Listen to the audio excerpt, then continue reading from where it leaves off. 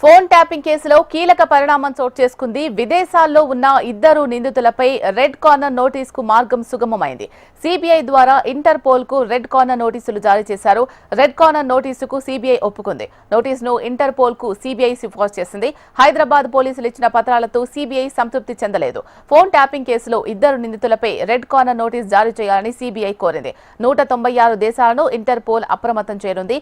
Prabhakar Rao, Shravan రావులు America వదిలి వెళ్లిపోయారు. శ్రవణ్ రావు బెల్జియంలో, ప్రభాకర్ రావు కెనడాలో ఉన్నట్లు పోలీసులు గుర్తించారు. రెడ్ కార్నర్ నోటీసులతో వారిని ఇండియాకు రప్పించే ఛాన్స్ ఉంది.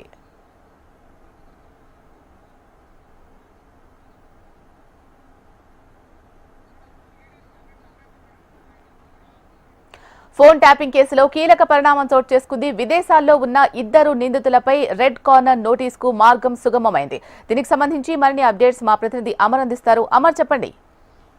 ఇలా ఫోన్ టాపింగ్ కేసులో మరో కీలక పరిణామం చోటు చేసుకుంది. మొదటి నుంచి కూడా తెలంగాణ పోలీసులు రెడ్ కార్నర్ ఇచ్చేందుకు దీనికి సంబంధించిన ఆపరేషన్స్ అన్ని చేస్తా ఉన్నారు. అయితే విదేశాల్లో ఉన్నటువంటి ఇద్దరు నిందితులు ప్రభాకర్ రావు, శ్రావణ్ రావు ఇద్దరు నిందితులకు సంబంధించి రెడ్ కార్నర్ నోటీస్ కి సంబంధించి మార్గం సుగమమైందని చెప్పుకోవచ్చు. అయితే గత 2-3 నెలల నుంచి రెడ్ కార్నర్ సమయానికి దాదాపు సిబిఐ ద్వారా ఇంటర్పోల్ కి లేఖ కూడా రాశారు. ఆ తర్వాత ఇంటర్పోల్ కి చేరుకున్న ఈ రెడ్ కార్నర్ నోటీస్ సంబంధించిన పత్రాలు వాటన్నిటి కూడా రెడ్ కార్నర్ నోటీస్ కి ఇప్పటికే సిబిఐ ఒప్పుకోవడం, ప్రభాకర్ రావు, శ్రావణ్ రావుపై ఈ రెడ్ కార్నర్ నోటీస్ ఇంటర్పోల్ కు సిఫార్సు సిబిఐ చేసింది. దీంతో మార్గం సుగమమైందని చెప్పుకోవచ్చు. అయితే హైదరాబాద్ పోలీసులు ఇప్పటికే ఇచ్చిన అన్ని పత్రాలతో సిబిఐ సంతృప్తి చెందింది.